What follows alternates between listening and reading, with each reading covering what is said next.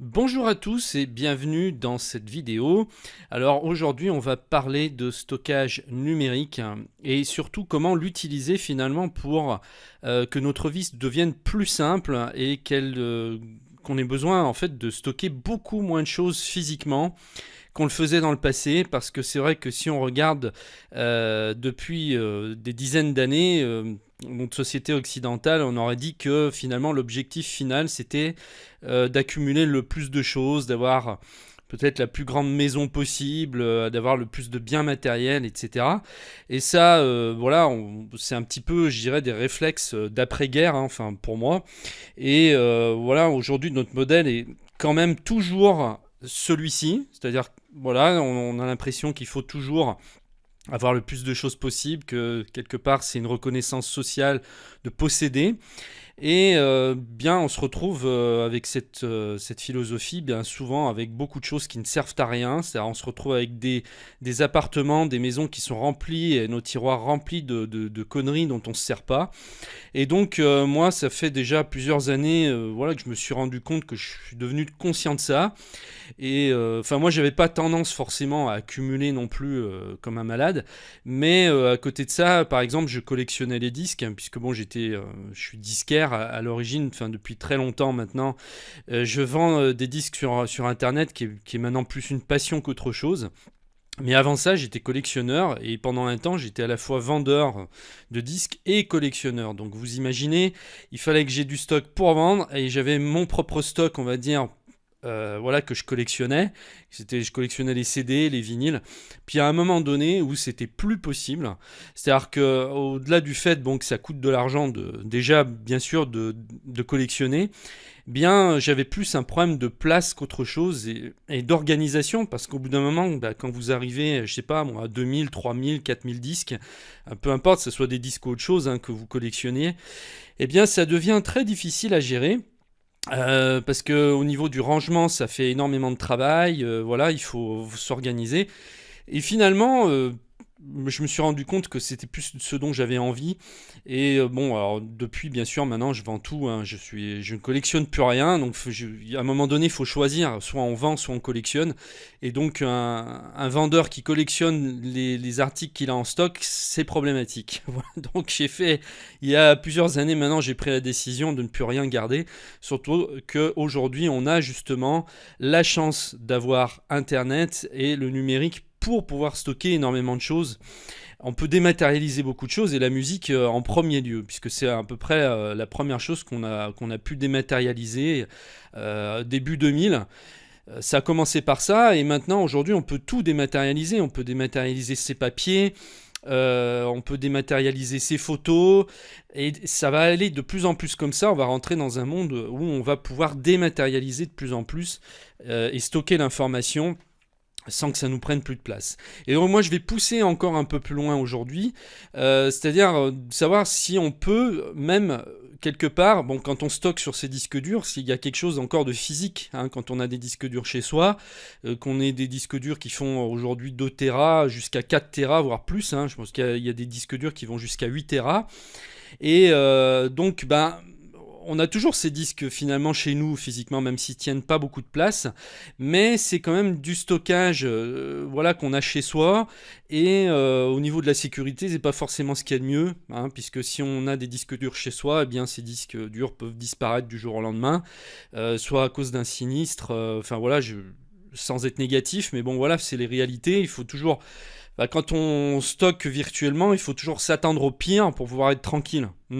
C'est pas une question d'être négatif, c'est juste qu'on se dit voilà, qu'est-ce qui peut arriver. Toujours considérer le pire qui puisse arriver pour être sûr que nos fichiers sont toujours à l'abri. Et c'est vrai qu'il y a beaucoup de gens qui font des sauvegardes aujourd'hui, qui ont pris conscience que c'était important de faire des sauvegardes. Je pense qu'il y a de moins en moins de gens maintenant qui n'en font pas, bien que j'en trouve toujours hein, autour de moi quand même, hein. Il y en a moins qu'avant, mais tout simplement parce qu'il y a aussi les outils qui sont venus. C'est-à-dire aujourd'hui vous achetez un Mac par exemple et vous avez le logiciel Time Machine qui est inclus à l'intérieur même du système. Donc c'est facile de brancher un disque dur externe et puis de copier automatiquement, de faire des sauvegardes automatiques de tout le contenu de son disque dur.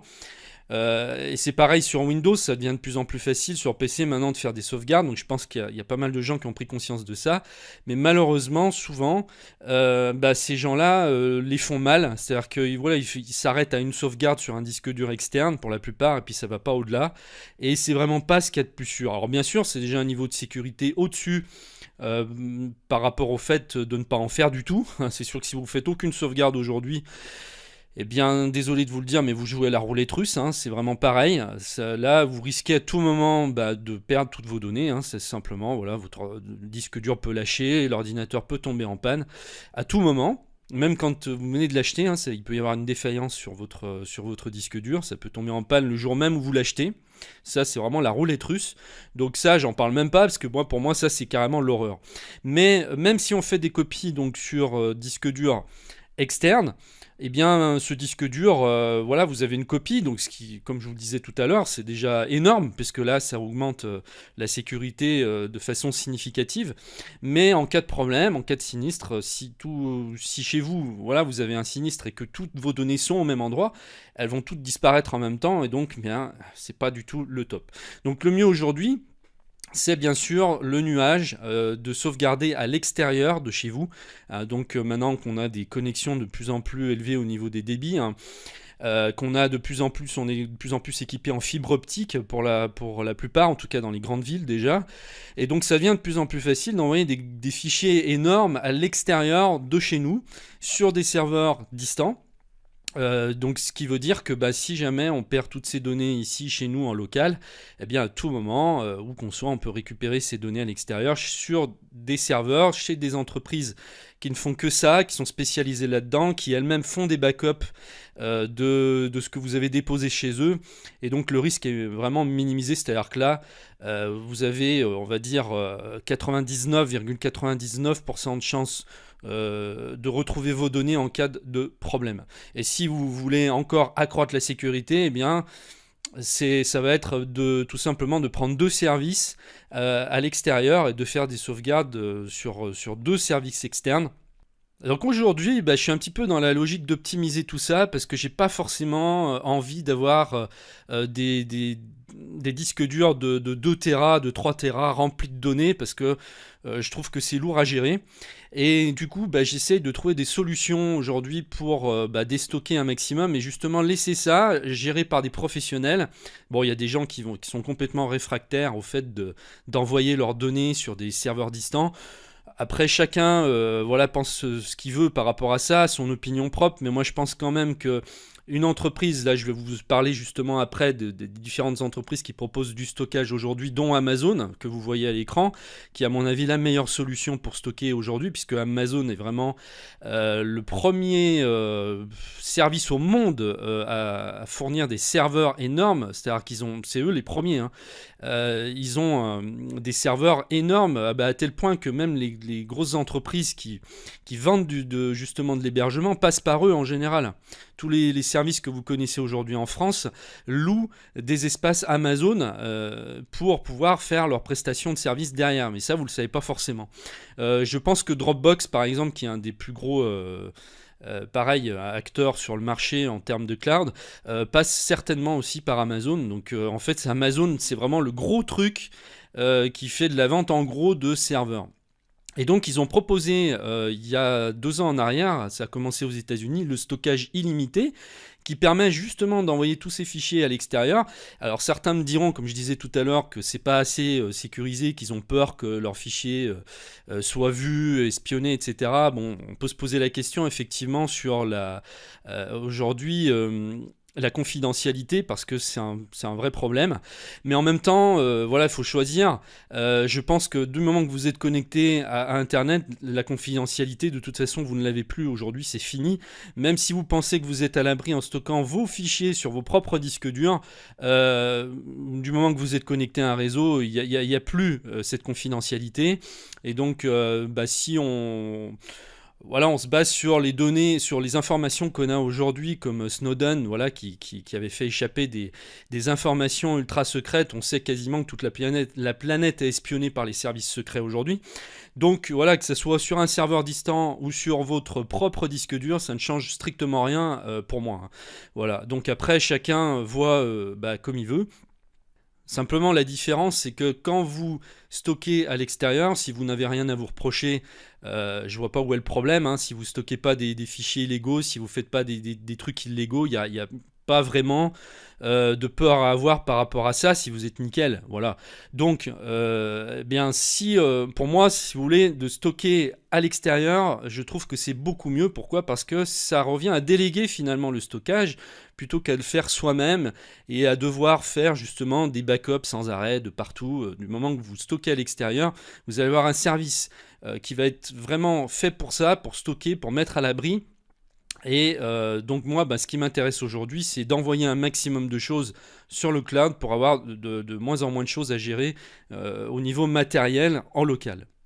Alors, on va comparer un petit peu les offres. Et donc, je vous parlais du stockage illimité. Il y a 2 ans qui est apparu aux États-Unis. Alors, le problème, c'est que aujourd'hui, ils sont revenus en arrière parce que je pense qu'il y a eu des abus énormes. C'est-à-dire qu'illimité veut bien dire illimité, hein. C'est pas illimité. Voilà, il n'y a pas de limite, tout simplement. Et je pense qu'il y a eu des abus qui ont été faits. Et donc, Amazon est revenu en arrière. Il y a des utilisateurs qui ont dû vraiment avec des grosses connexions internet, avec de la fibre, envoyer des tonnes, des masses de fichiers, et donc bon voilà, ils n'ont pas pu tenir le choc. Et donc ils sont revenus en arrière. Aujourd'hui on a pour $60, ce qui était le prix pour l'illimité il y a 2 ans, et bien aujourd'hui l'équivalent d'un Tera, ce qui est déjà pas mal. Et après vous rajoutez, alors c'est 60 $, donc chez nous c'est 70 € par an, et donc chaque Tera va coûter 70 € de plus. Si vous avez 2 Tera, ça va vous coûter 2 fois 70, si vous avez 3 Tera, 3 fois 70, etc.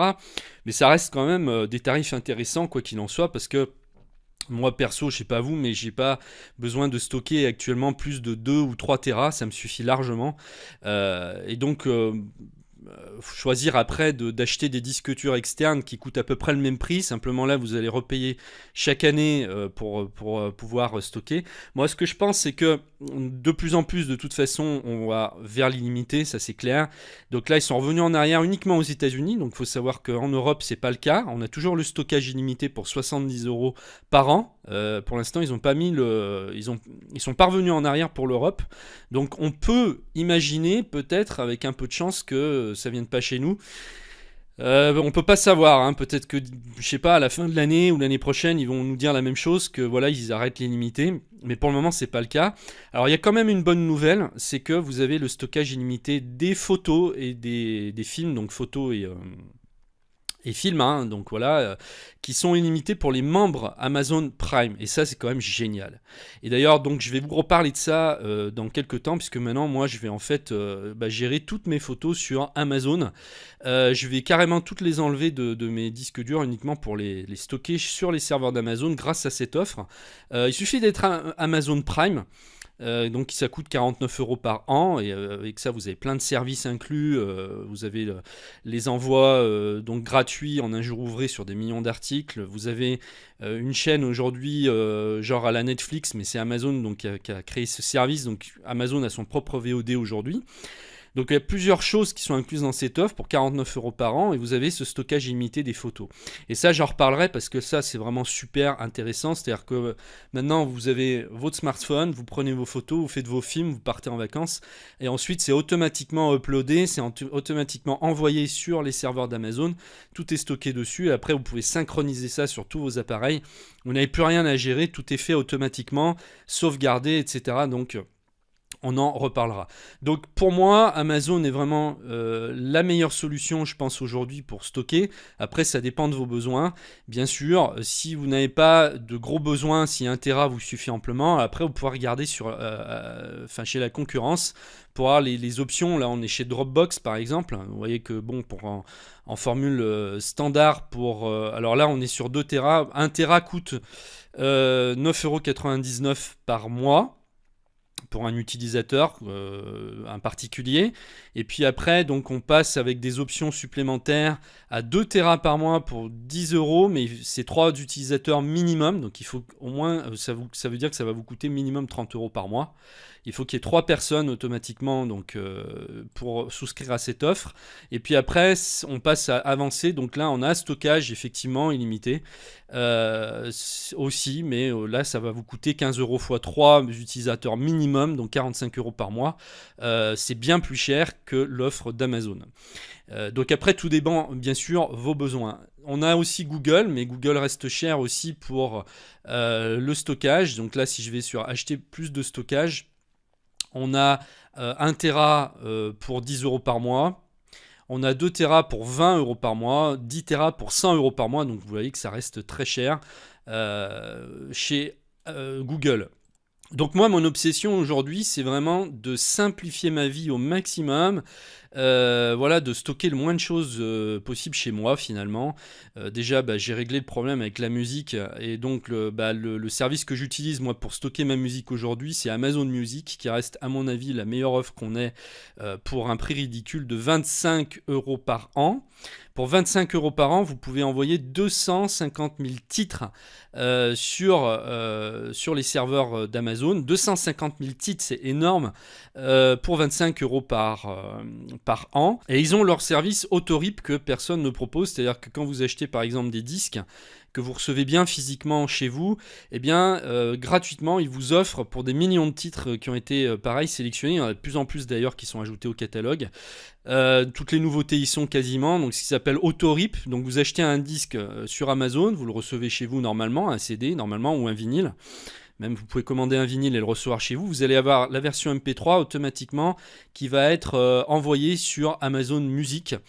Et donc ça va pas être compté dans vos 250 000 titres, ça va être en plus.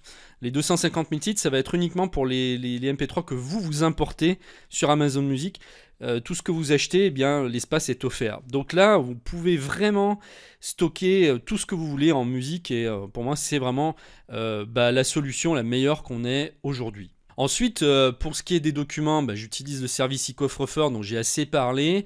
Donc moi, je pense que le mieux dans ces cas-là, c'est d'utiliser à chaque fois le service qui est le plus fort dans son domaine, de ne pas tout mélanger, de ne pas tout mettre au même endroit, de prendre vraiment un service à chaque fois qui va être spécialisé dans un domaine précis. Donc Amazon Music va être très fort pour la musique. Mais donc après, donc moi j'utilise eCoffreFort pour tout ce qui est papier. Donc là, vous allez avoir des fonctions qui vont être vraiment destinées aux documents qui sont importants, que vous ne retrouverez nulle part ailleurs.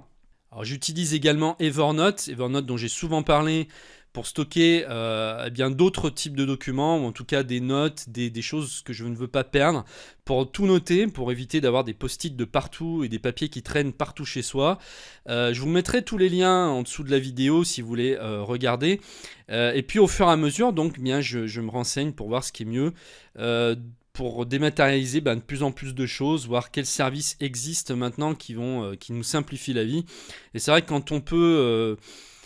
finalement, on devient plus libre, tout simplement, quand on a moins de choses matérielles et qu'on se balade avec un smartphone aujourd'hui qui a quasiment tout dedans.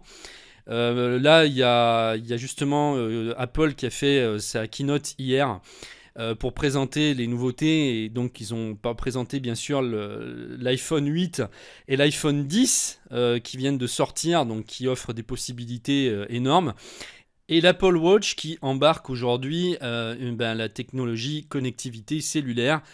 Donc vous allez pouvoir téléphoner sans avoir besoin d'avoir votre téléphone avec vous à côté. Et vous avez carrément la musique, vous pouvez vous connecter sur le service Apple Music pour pouvoir écouter, je crois, 40 millions de titres sur votre montre comme ça, en étant n'importe où dans le monde. Donc vous avez votre montre avec vous et vous pouvez écouter 40 millions de titres.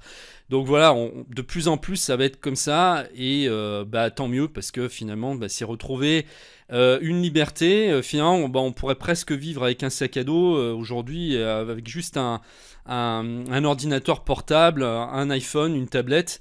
Pas pour autant déconnecté du monde, bien au contraire. Je pense qu'on n'est plus jamais, on n'a jamais été autant connecté qu'aujourd'hui. Et ça va aller comme ça de plus en plus. Voilà. Mais je vous en reparlerai puisque de toute façon, je vais faire des vidéos prochainement, notamment sur le stockage des photos, qui reste vraiment un service qui est génial. Surtout si vous êtes passionné de photos, que vous en prenez beaucoup, que vous avez un petit peu du mal à les organiser sur un disque dur, que vous ne savez pas trop comment les gérer. Eh bien, je pense qu'Amazon Prime Photo est vraiment la solution parfaite. Vous imaginez, ça c'est vraiment un rêve, de pouvoir stocker autant de photos et de films qu'on veut, sans se soucier de la place que ça va prendre. Et en plus sans se soucier non plus du problème de la sécurité, c'est-à-dire de faire des sauvegardes, on va avoir une solution tout en un pour un prix complètement dérisoire. Alors pour ceux que ça intéresse, j'avais fait une formation il y a quelques temps sur la sauvegarde en ligne. C'est une formation complète qui vous explique comment mettre à l'abri tous vos fichiers et vraiment mettre à l'abri tout votre patrimoine numérique. Alors cette formation, elle est disponible exclusivement donc via une formule d'abonnement. Alors les autres formations, je les vends séparément, mais celle-ci exclusivement est disponible via une formule d'abonnement. Donc je vous mettrai le lien en dessous de la vidéo. En fait, vous avez accès à toutes les formations grâce à cet abonnement. Donc ça, ce qui permet pour un prix plus intéressant de regrouper plusieurs formations finalement au sein d'un même espace membre. Donc voilà, je vous mets le lien en dessous de la vidéo. Et puis quant à moi, je vous retrouve très très bientôt pour des prochaines vidéos. Je vous remercie de m'avoir suivi et je vous dis à très bientôt. Au revoir.